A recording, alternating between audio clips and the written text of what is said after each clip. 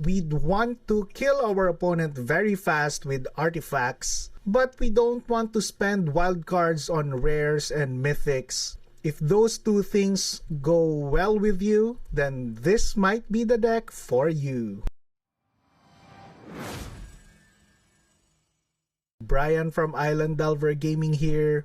Apologies for not being able to post for like a week, I think, because I was having like technical difficulties. I was having problems with my mic, and I think I've already fixed that, and also I was busy with work, so very happy to be back and play some Magic.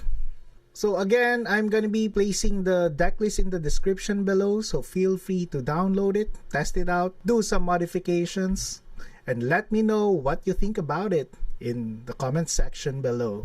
So here is the deck list. So we're playing a lot of 1-drops because this is a very aggressive deck, so our curve tops at 3 mana. The first for our 1 mana spells is Experimental Synthesizer. This acts as our card draw engine. It's a pseudo card draw engine. Most of the time we sacrifice this with the Sokenzan Smelter to generate a 3/1 creature, and at the same time exiling the top card again. But it's a self-sufficient card. You can pay 3 to sacrifice this and create a 2/2 creature. Rabbit Battery, 4 copies to give haste and +1/+1 to equip creature, but it's also okay because it's a 1/1 hasty creature on its own. Only 2 copies of Reinforced Ronin, our hasty samurai for 1. So we all know this combo with the Ronin and Patchwork Automaton. So we're gonna keep on casting Reinforced Ronin, hopefully make Automaton very big. And during the times when our opponent already has a blocker, then we can just use the channel ability of this card. 2 copies of Voltage Surge. This is a 1 mana instant that deals 2 damage to target creature or planeswalker, but if we sacrifice an artifact, it deals 4 damage instead. Iron Apprentice, 1 to cast 1/1, so it enters the battlefield with a +1/+1 counter on it. Then when it dies, you're gonna transfer the counters onto another target creature you control. So I was kind of debating, we also have that Sentinel, I think in Brothers War, the one that's white. 1 white, 1/1, and whenever it attacks, it gives +1/+1 to another creature you control, and it has an earth. So that card is also very good, and I think you can swap the Iron Apprentice for that card. So for our 2-drops, we are playing 4 copies of Michika's Reign of Truth. This is an all-star in this deck.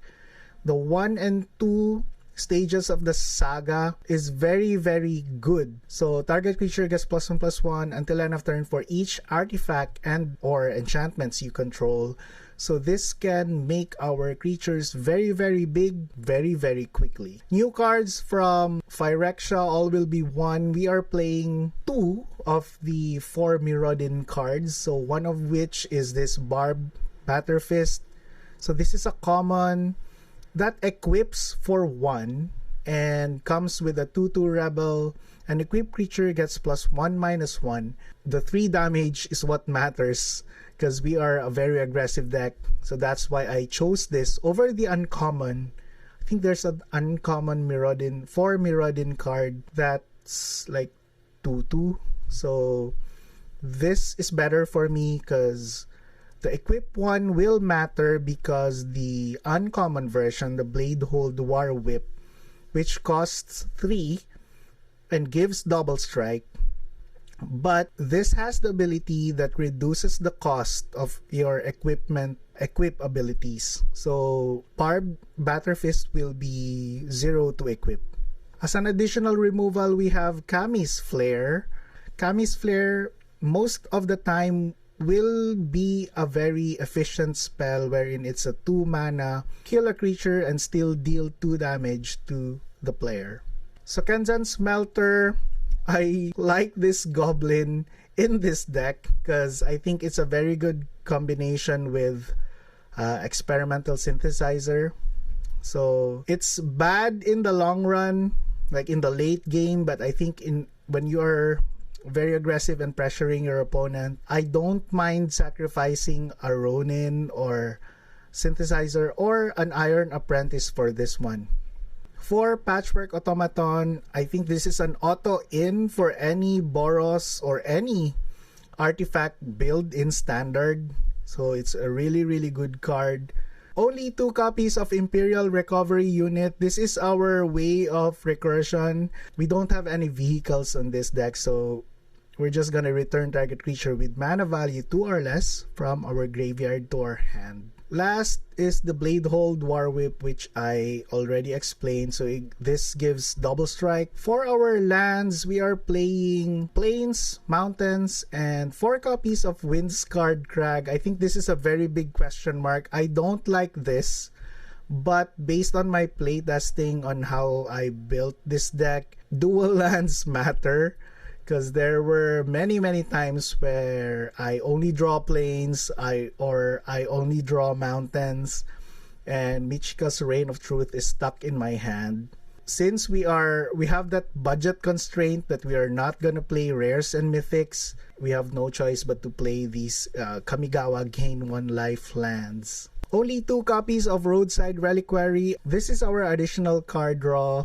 And in very rare occasions, we'll get to draw 2 cards off of this because our only enchantments are Michika's Reign of Truth. Since we are red-white and we are a very aggressive deck, even drawing a card is okay. So this is the deck list, and you guys know the drill. We're gonna be piloting this and play testing it in ranked for 3 games, and let's evaluate the deck if it's a good deck or not. We'll know after playing it in ranked. If you guys are not yet subscribed to the channel, please do consider subscribing to the channel. It will help me a lot. So thank you very much in advance for that. So without further ado, let's see this deck in action. Okay, for our first game, for our playtesting, budget deck in ranked. So we are currently in Diamond. So we are keeping this.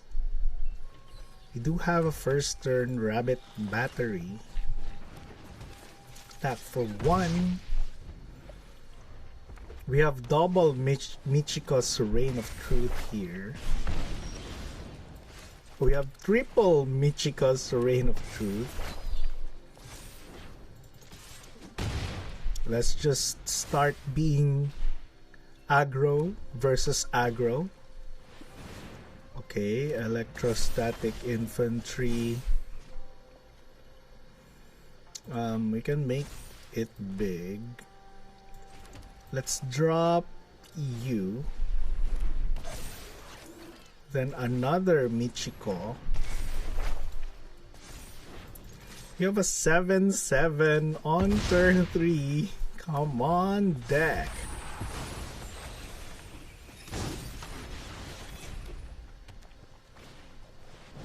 Mechanized Warfare, that's nice.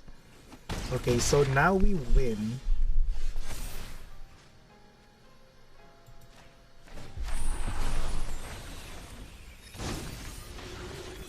So what we can do, we can equip this.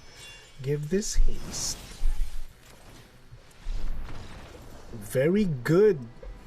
First game, very fast win with Boros artifacts.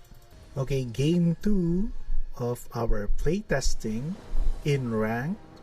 For our budget deck, this is pretty awesome. Let's keep this. So since we are budget, we have a tapped land. That's too bad because we are an aggro deck against mono red again. So we can just drop the automaton here, then drop 2 artifacts next turn.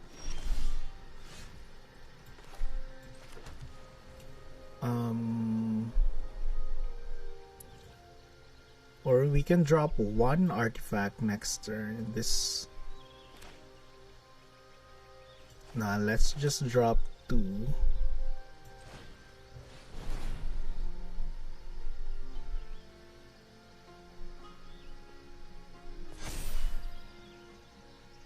For Mirrodin. So this comes with a 2/2 Rebel. But equipped creature gets +1/-1, so it's a 3/1. Let's make this a 3/3, then attack.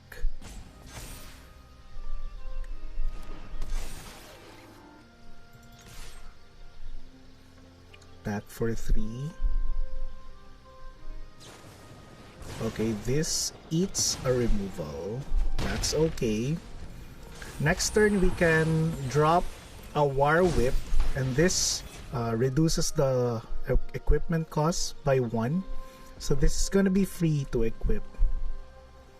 But let's see what our opponent does. This has Ward 2. Let's make this bigger before our opponent gets a chance to remove this. Oh, this is the Ancestral Anger Mono Red. I love this build. No blocks, of course. This is the Mechanized Warfare build. I think I saw this build in Convert Go Blues channel. So Blazing Crescendo, really nice. Yeah, let's drop a double strike. This is gonna be 1 to equip. We can just attack here for big amounts of damage. Let's just remove this for now and add it here. The reason for that, just to save this, maybe that 1 toughness will matter. So opponent is now down to 9. We can draw some cards next turn. Okay. Very nice, opponent. So Phoenix Chick here. Opponent is... Are you sure you're gonna attack? So I guess we win. Good game, opponent. So we are currently 2-0, loving this. But we are only paired against Mono Red though for this playtesting. Okay, for our third and final game. So we've been paired into 2 different builds of Mono Red so far. I guess in today's meta, your deck should have a good performance against Mono Red if you want to rank up, because there's gonna be a lot of like Mono Red and aggressive strategies. So we can keep this. Again, we are playing a budget deck, that's why we are playing a tapped land. So when I built this deck, without these tap lands, sometimes we are also experiencing some mana problems. So I had no choice. The result is actually I added some tap lands here. Even though if this was not a tap land, or we are playing like a rare, a non-budget version of this deck, then it could have been better.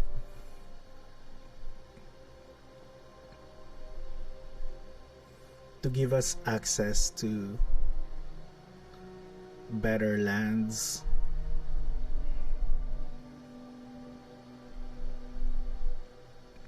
Very nice here. Okay, that's a nice. That was very nice, opponent. So let's drop this so that we can drop these 2 next turn. Get another tap land. So I guess this third game is a prime example of like playing budget decks against, if we were not playing a budget build, maybe we could have done a better job. But that's okay, because that's actually the drawback of playing a trade-off of playing budget decks. But these are very easy to build decks, so that's a good enough trade-off for me. So I think our opponent kept a hand with 2 lands, and opponent is trying to draw here. Good game. 3-0. Wow. Okay, so for the final thoughts of the deck, well, it was pretty impressive actually. So I wasn't expecting for it to win 3 games. I kind of was expecting, of course, because we're building decks here so that we can win in rank. So we're not just designing any decks, we're designing budget decks that can win in rank. And I think this is a very good example of a very good budget deck. I guess we were matched against Mono Red twice, but I guess that's also okay, because there's gonna be a lot of like very aggressive decks in Diamond. So having a deck like this one which performs good against Mono Red is, I think, very, very nice. So I definitely recommend this deck to anyone who is still building your own deck that you really want to pilot. So this, again, this is part of our budget series in this channel, so it doesn't contain any rares or mythics, so it's gonna be very easy to craft. So this is a hyper aggressive deck, and I think it showed in the playtesting. So I'm really, really happy with the results. It's a 3-0. Couldn't ask for more. So Boros Artifacts for the win. Thank you very much for staying up to this part of the video. See you in the next video.